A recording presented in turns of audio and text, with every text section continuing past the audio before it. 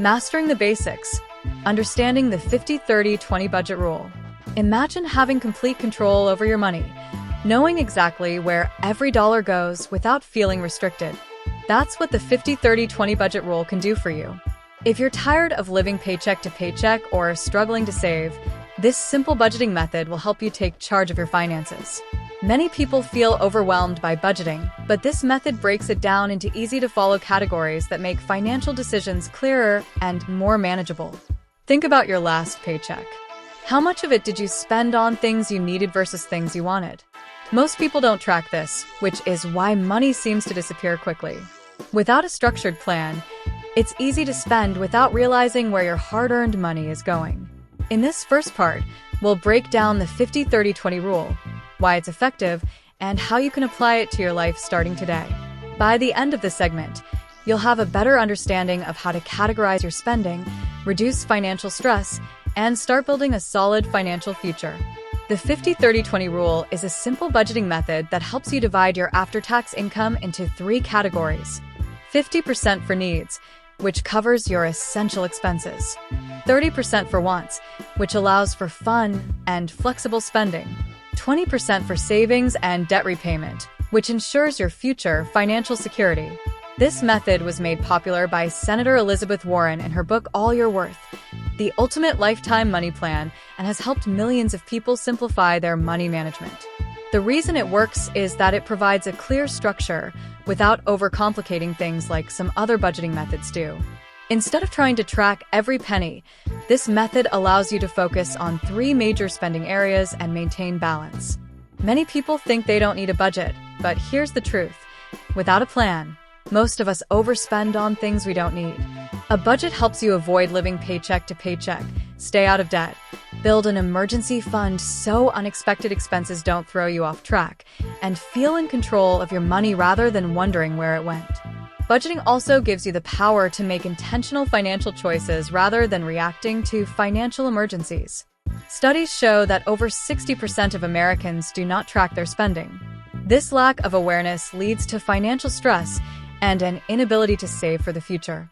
Without a plan, most people spend emotionally rather than logically, leading to financial struggles. The first part of the 50-30-20 rule focuses on needs, things you absolutely must pay for to maintain a basic standard of living. Needs are non-negotiable expenses, meaning they are necessary to survive and function. Needs include housing, such as rent or mortgage payments, utilities such as electricity, water, internet, and gas, groceries, the food you need to survive, not luxury dining, transportation, car payments, gas, or public transportation costs, insurance including health, car, and home insurance, and minimum debt payments. If you owe money, making at least the minimum payment is a necessity. A common mistake many people make is mistaking certain expenses as needs when they're actually wants. For example, a basic car payment is a need, but upgrading to a luxury vehicle is a want. Buying groceries is a need, but ordering takeout multiple times a week is a want. Having a phone is a need, but upgrading to the newest model every year is a want. Gym memberships, streaming services, and expensive coffee shop habits might feel necessary, but they are actually wants, not needs. How do you determine a true need? Ask yourself, if I lost my job tomorrow, would I still have to pay for this? If the answer is yes, it's likely a need. If it is something you could live without or put off for a while, then it belongs in the wants category. If you're spending more than 50% of your income on needs, here's what you can do. Reduce housing costs by considering moving to a more affordable place, getting a roommate, or negotiating rent. Some people even consider relocating to areas with a lower cost of living to free up more income. Cut utility bills by lowering electricity usage, canceling unnecessary subscriptions, and finding cheaper internet plans. Small changes like switching to energy-efficient bulbs or adjusting your thermostat can lead to noticeable savings. Be smart with groceries by using a grocery list, buying in bulk, and avoiding processed or convenience foods that cost more. Cooking at home instead of dining out can significantly cut food expenses. Use public transport if possible to reduce reliance on a personal vehicle and save on gas and insurance. If you drive, consider carpooling or consolidating trips to save on fuel. Refinance debt if debt payments take up too much. Look into refinancing options to lower interest rates. Paying off high-interest debt as quickly as possible will free up more money for savings and other expenses. Sarah used to spend 70% of her income on rent, utilities, and debt payments. She negotiated her rent down by $200, cut out a few subscriptions, and used public transportation instead of driving everywhere. This reduced her expenses and got her closer to the 50% range. Over time, she was able to save enough to pay off debt and start building an emergency fund, which gave her financial peace of mind. Ignoring your expenses is a common budgeting pitfall. Many people don't know exactly how much they're spending on necessities. The solution is to track your expenses for 1 month to see if you're over or under 50%. Writing down every expense or using a budgeting app can help you see patterns and identify areas where you can cut costs. Not adjusting for lifestyle inflation is another mistake. When people earn more, they tend to spend more. The solution is to keep your needs stable and increase your savings instead of upgrading your lifestyle too quickly. Instead of upgrading to a bigger apartment or buying a new car, consider using extra income to build financial security. Thinking all expenses are needs is another issue. It's easy to justify spending money on convenience, but distinguishing true needs from wants is essential. The solution is to be brutally honest about what's a necessity versus a luxury. Challenge yourself to separate true necessities from nice-to-haves. Understanding needs and how they fit into your budget is just the first step. Now that we've covered essentials, let's talk about the 30% that many people struggle with, your wants. This is where financial discipline plays a key role and where making smarter decisions can set you up for long-term financial stability. Wants are the things that make life enjoyable but aren't necessary for survival. Many people find it difficult to distinguish between wants and needs, which can lead to overspending and financial instability. The key to successfully managing your finances is balancing your wants without allowing them to consume too much of your income. Let's define what qualifies as a want.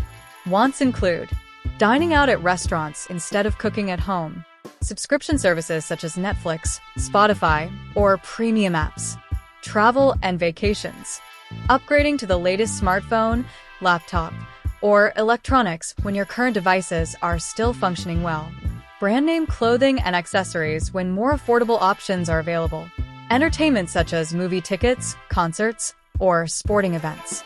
Spending on wants isn't a bad thing. In fact, enjoying your money is an important part of a well-balanced financial life. The problem arises when spending on wants exceeds 30% of your income, cutting into your ability to save or meet necessary expenses. Let's go through an example. Imagine you bring home $3,000 per month after taxes. According to the 50-30-20 rule, your ideal budget should look like this: $1,500 for needs, $900 for wants, $600 for savings and debt repayment. If you find that your spending on wants is exceeding the 30% mark, here are some strategies to help you cut back. Prioritize the things you enjoy most. If dining out is important to you, consider cutting back on clothing shopping or entertainment instead. Focus your spending on what truly brings you happiness, rather than spending money out of habit. Set a cap on discretionary spending.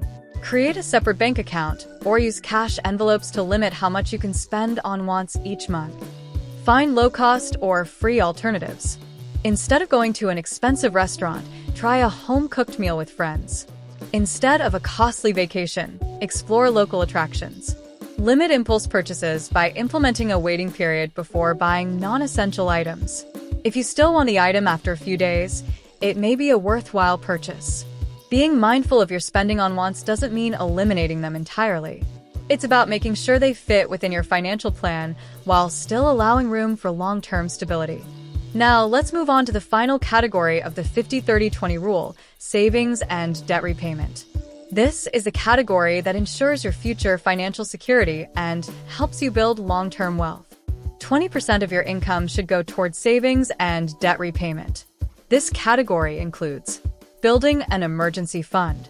A good rule of thumb is to have 3 to 6 months' worth of expenses saved in an easily accessible account. Retirement savings. Contributing to a 401k, IRA, or other retirement plan ensures long-term financial stability. Investing in stocks, bonds, or real estate to grow your wealth over time. Making extra payments toward debt, such as credit cards, student loans, or car loans, to reduce interest costs and pay off balances faster. Saving money consistently is the key to long-term financial success. However, many people struggle to build their savings because they feel like there's never enough money left at the end of the month. The best way to ensure you save consistently is to make savings an automatic habit. Here's how you can make saving easier. Set up an automatic transfer from your checking account to your savings account each payday. This removes the temptation to spend the money before you save it. Use budgeting apps to track your savings progress and motivate yourself to stay consistent. Start small and increase your savings over time. If saving 20% feels impossible at first, start with 5 or 10% and gradually increase as your income grows or your expenses decrease. Reduce debt as part of your savings strategy. Paying down high-interest debt is just as important as saving because it prevents interest from eating away at your income. Let's take an example. Suppose you earn $4,000 per month after taxes. Based on the 50-30-20 rule, your savings and debt repayment budget should be $800 per month. If you divide that amount further, you might allocate $300 toward an emergency fund, $200 toward a retirement account, $300 toward extra debt payments. This allocation ensures that you are saving, investing, and reducing debt all at the same time, rather than focusing on only one area while neglecting others. The biggest mistake people make with savings is thinking they will start saving when they make more money. The truth is, if you don't start saving now, it will only get harder later as your expenses grow. The best way to build savings is to make it a non-negotiable part of your budget. Another common mistake is treating savings like an afterthought instead of a priority. Instead of waiting to see what's left at the end of the month, treat your savings as a fixed expense, just like rent or a car payment. This mindset shift will help you stay on track and build financial security over time. Balancing your spending on wants while prioritizing savings and debt repayment is the key to financial success. The goal isn't to deprive yourself, but to create a system where you can enjoy life today while also securing your financial future.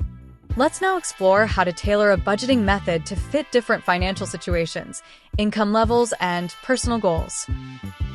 Budgeting isn't one size fits all, so understanding how to adapt the rule will help you make smarter financial choices. Adjusting the budget for different income levels. If you earn a lower income, your needs may take up more than 50% of your budget. In that case, you might need to adjust by cutting unnecessary expenses, finding ways to increase your income, or focusing on covering essentials before allocating money toward wants. On the other hand, if you earn a higher income, you have an opportunity to save and invest more aggressively. Instead of limiting yourself to 20% for saving, you could increase that amount to 30 or even 40% to reach financial freedom faster. Adapting to changing life situations. Life is unpredictable, and your budget should reflect that. Here are some examples of how your budget might change based on your circumstances. Recent graduate. You may have student loans to pay off, so allocating more toward debt repayment is a smart move. Young professional. You might prioritize saving for a house or building an emergency fund. Parent with a family. Expenses may shift toward childcare and education, requiring adjustments in discretionary spending. Near retirement. Your focus should be on maximizing retirement savings and reducing unnecessary expenses. Overcoming budgeting challenges. Even with a structured plan, budgeting can still be challenging. Here are some common struggles and solutions. Overspending on wants. Try the envelope system or use separate bank accounts for different categories. Struggling with unexpected expenses. Build an emergency fund first before focusing on extra investments. Income fluctuations. Base your budget on your lowest expected income and save extra when you earn more. The key to financial freedom: consistency. No budget is perfect, and financial progress takes time. The most important factor in reaching financial independence is consistency. Sticking to your budget, making small improvements, and being mindful of your spending will create long-term success. Expanding your financial knowledge. One of the best ways to maintain financial stability is to continue learning about personal finance. The more you understand about saving, investing, and managing debt, the better decisions you can make in the future. Consider reading books, following reputable finance blogs, or listening to podcasts about money management. Surrounding yourself with financial knowledge can help reinforce good habits and keep you motivated on your financial journey. The power of setting goals. Setting financial goals can make a huge difference in your ability to stay on track. Whether it's saving for a house, paying off debt, or retiring early, having clear goals will give you something to work toward. Take time to write down your short-term and long-term financial goals. Revisit them regularly to track your progress and make adjustments as needed. Accountability and tracking progress. Sticking to a budget is easier when you have accountability. Find someone who shares similar financial goals, whether it's a friend, family member, or even an online community. Sharing your progress and discussing financial strategies can keep you motivated. Additionally, using budgeting apps or tracking expenses manually can help ensure you are staying within your spending limits and making progress toward your goals. Final thoughts and call to action. If you found this breakdown of the 50-30-20 budget rule helpful, don't forget to like this video and subscribe to the channel for more financial tips. Let me know in the comments, which category do you struggle with the most? Needs, wants, or savings? Remember, financial freedom starts with small, smart decisions. What action will you take today?